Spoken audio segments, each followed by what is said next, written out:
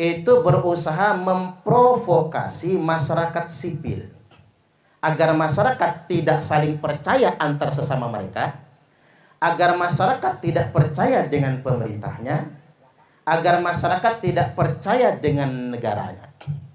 Nah, ini proxy war adalah strategi Barat untuk melemahkan negara lawan.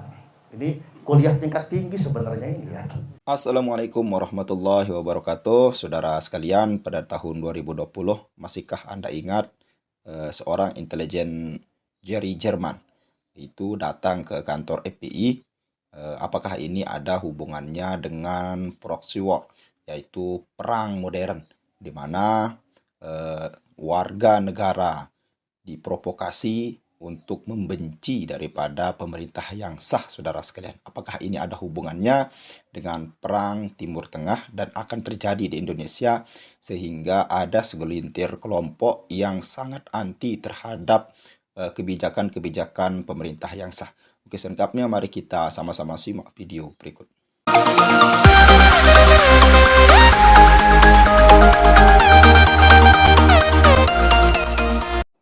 Assalamualaikum warahmatullahi wabarakatuh. Menolak lupa kejadian pada 2020 yang lalu. Sebagaimana diberitakan di berbagai macam media mainstream, heboh agen telik sandi Jerman datangi markas FPI. Heboh kabar staf kedutaan besar atau kedubes Jerman yang menyambangi markas Front Pembela Islam, disebut sebagai pegawai intelijen Jerman. Pemerintah dan FA punya tafsir yang berbeda. Ini mengingatkan kita tentang bagaimana politik Barat menjadikan kelompok-kelompok masyarakat tertentu yang tentunya yang mudah sekali melabeli dirinya dengan agama, atau kelompok-kelompok yang gampang sekali melabeli diri mereka dengan kata kelompok Islam, dijadikan oleh Barat sebagai proksi, yakni alat kepentingan Barat untuk mengganggu stabilitas kehidupan berbangsa dan bernegara, khususnya di negara-negara muslim. Saya pada kesempatan kali ini hendak menyampaikan tentang proxy war. Apa itu proxy war atau perang proksi? Kalau dalam bahasa kitanya, orang Jawa nyebutnya nabok nyilih tangan. Jadi perang modern ini Bapak Ibu bukan lagi konfrontasi terbuka. Itu mubazir malahan. Invasi militer seperti Rusia ke Ukraina itu menghabiskan banyak nyawa dan menghabiskan banyak modal. Nah, negara-negara maju itu perang di zaman modern menggunakan proxy war. Perang proksi. Jadi ia memanfaatkan unsur lain untuk melemahkan suatu negara. Siapa yang dimanfaatkan? People, masyarakatnya. Nah, Indonesia ini negara besar. Negara dengan garis pantai terpanjang sedunia internasional. Negara dengan populasi penduduk SDM-nya nomor 4, ranking 4 sedunia internasional. Negara dengan kebudayaan yang sungguh luar biasa, namun susah sekali untuk diadu domba. Karena kita ini punya konsensus kebangsaan atau pilar berbangsa dan bernegara. 4 pilar berbangsa dan bernegara kita: 1. Pancasila, 2. Undang-Undang Dasar 1945, 3. Negara Kesatuan Republik Indonesia, 4. Bhinneka Tunggal Ika. Ini 4 konsensus kebangsaan kita. Makanya orang yang hendak menghancurkan negara kita yang diganggu 4 pilar ini. Ini yang diganggu. Pancasila yang dikafir-kafirkan, Undang-Undang Dasar yang diharam-haramkan, sistem kenegaraan NKRI yang ditogut-togutkan, cara melemahkannya. Nah, kita mesti waspada dengan fenomena proxy war ini. Karena negara-negara yang berperan di sini itu berusaha memprovokasi masyarakat sipil agar masyarakat tidak saling percaya antar sesama mereka, agar masyarakat tidak percaya dengan pemerintahnya, agar masyarakat tidak percaya dengan negaranya. Nah, ini proxy war adalah strategi Barat untuk melemahkan negara lawan. Ini kuliah tingkat tinggi sebenarnya ini ya. Sebenarnya ini, cuman saya sederhanakan bahasanya. Nah, ini sudah berhasil di Arab. Proxy war itu sudah berhasil di Arab. Bagaimana caranya? Memanipulasi, kita ulangi, bagaimana cara strateginya? Merekrut dan memanipulasi masyarakat sipil agar mereka bangkit melawan negara dan pemerintahnya. Nah, di Arab dikasih judul biar agak islami, namanya At-Tauratul Arabiyah, kebangkitan Arab. Dalam bahasa Inggrisnya Arab Spring. Katanya kebangkitan Islam, katanya menegakkan syariah, katanya kebangkitan Arab, tapi pada kenyataannya mereka perang saudara, konflik yang berkepanjangan. Hasilnya apa? Presiden Ben Ali Tunisia jatuh, Yaman Presiden Ali Abdullah Saleh jatuh, Mesir Husni Mubarak jatuh, Libya Muammar Gaddafi jatuh. Muammar Gaddafi ditangkap, dibunuh, diselokan. Presiden yang berhasil mensejahterakan Libya gara-gara rakyatnya diprovokasi agar melawan negara, Amerika Serikat intervensi ikut campur, akhirnya Libya sampai sekarang menjadi negara miskin, negara yang lemah. Sebelumnya Irak, Saddam Hussein juga tewas mengenaskan. Dan sekarang Suriah, sampai sekarang nggak selesai-selesai perang saudara. Karena proxy war.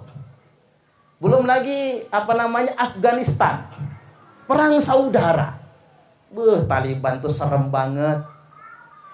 Amerika Serikat pura-pura perang sama Taliban. Setelah tujuan mereka tercapai, mereka tinggalkan Afghanistan, mereka izinkan Taliban berkuasa. Akhirnya warga Afghanistan yang 100% muslim, sukunya cuman 7, madhabnya cuman 1, tapi perang saudara. Gara-gara apa? Proxy war.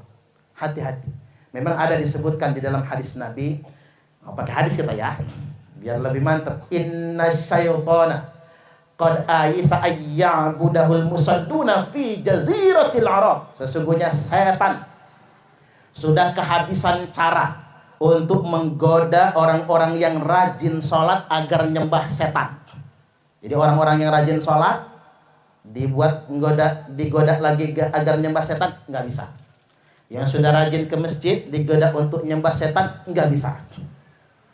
Makanya sekarang walakin fitahrishi bainahum, tapi setan selalu berhasil mengadu domba antar sesama mereka.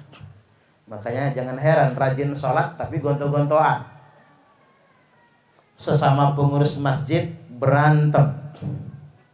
Ini kejadian banyak Bapak Ibu. Karena itu kerjaan setan. Fi jaziratil Arab. Dan itu sukses kata Nabi di Jazirah Arab. Makanya nggak sukses di Indonesia adu domba itu. Karena Nabi nyebutnya di Jazirah Arab. Nah, jangan sampai sedemikian rupa Bapak Ibu. Orang-orang yang mengatasnamakan agama lalu ngajak kita nggak percaya sama pemerintah, lalu ngajak kita melawan pemerintah yang sah. Halo, ini tepur kawah pengantu ya. Tapi suasananya enak betul ini Bu Sri. Sampai mana tadi?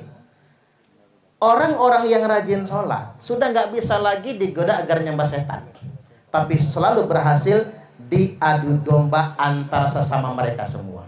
Nah, sekarang yang harus kita waspadai adalah oknum-oknum yang mengatasnamakan agama, tapi untuk ngajak kita melawan negara dan pemerintah yang sah. Saya ambil contoh yang sederhana. Para pengasong khilafah. Para pengasong khilafah itu mengiming-imingi kita dengan angin surga. Kalau kita menegakkan khilafah, kita menegakkan hukum Allah. Katanya ya Pak, biar kita ini terkesan jihad gitu. Nanti kalau khilafah tegak, BBM gratis, listrik gratis, kesehatan gratis, sekolah gratis, nggak bayar PBB. Itu iming-imingnya. Saya ajarin cara mematahkan mereka. Karena itu cuman angin surga. Karena itu cuman mimpi-mimpi yang disajikan. Itu untuk membuai kita semua. Cara ngejawabnya gampang banget. Tanya balik sama dia. Kalau khilafah tegak, NKRI mau dikemanakan? Pasti jawabnya NKRI dibubarkan. Itulah masalahnya. Pada kenyataannya, pada akhirnya mereka akan melawan negara, melawan pemerintah yang sah. Kalau melawan negara, bukannya listrik gratis, malah kita hancur-hancuran. Ya Pak ya. Makanya Bapak Ibu, dosa paling besar itu adalah dosa melawan negara dan melawan pemerintah yang sah. Nabi sallallahu alaihi wasallam bersabda, "Man kharaja minat ta'ah," barang siapa yang keluar dari ketaatan kepada pemerintah yang sah, wa faraqal jamaah, dan dia melawan al-jamaah, yakni melawan negara, memberontak negara, pamata, maka dia mati, mata mitatan jahiliyah, maka matinya mati jahiliyah. Jadi kalau ada orang yang mengatasnamakan agama tapi melawan pemerintah, melawan negara, melawan aparat negara, maka dia sesat dan menyesatkan. Matinya bukan mati syahid, matinya mati sangit. Hati-hati dengan itu semua. Ustadz, tapi kami nggak suka sama pemerintahnya. Begini Bapak Ibu, namanya politik, like and dislike. Itu wajar. Ini namanya manusia. Man kariha min amirihi syai'an falyasbir.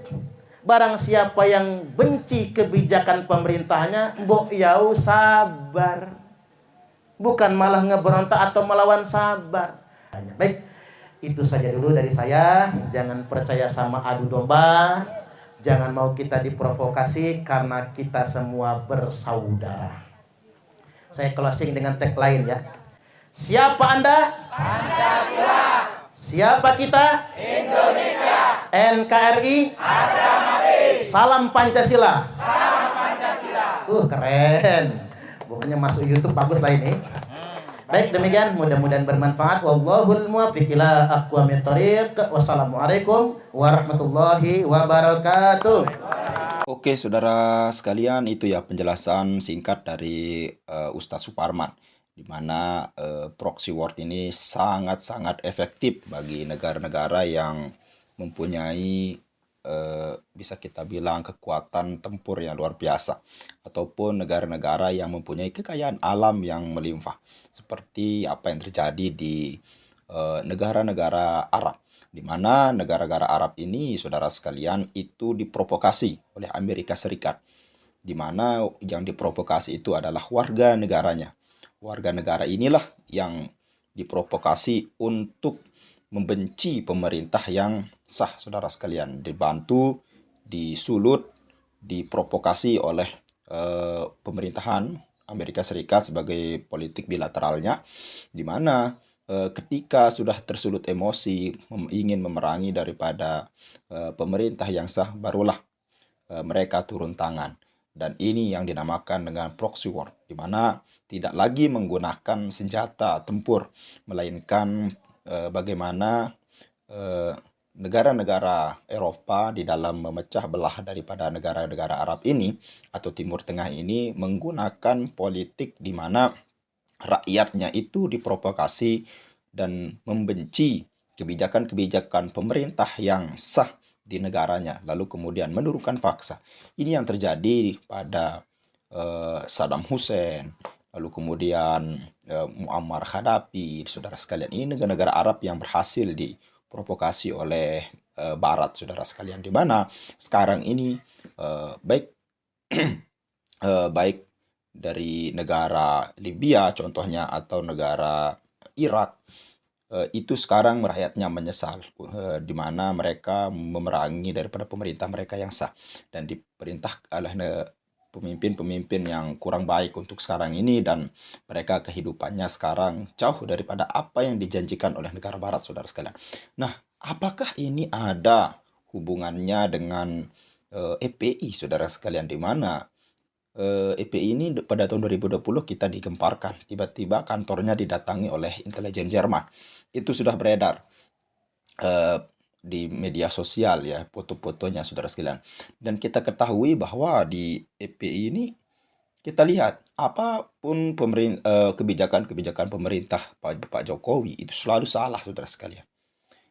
Kita lihat saja daripada pemimpinnya, lalu kemudian anggota-anggotanya itu selalu ya, tidak ada bukan tidak ada ya, itu kebanyakan menebar kebencian yang kita ketahui. Pada akhirnya Rizik Syihab pun pada waktu itu dianggap bisa kita bilang menebar kebencian, menghina presiden, lalu ditangkap, saudara sekalian. Itu akibatnya.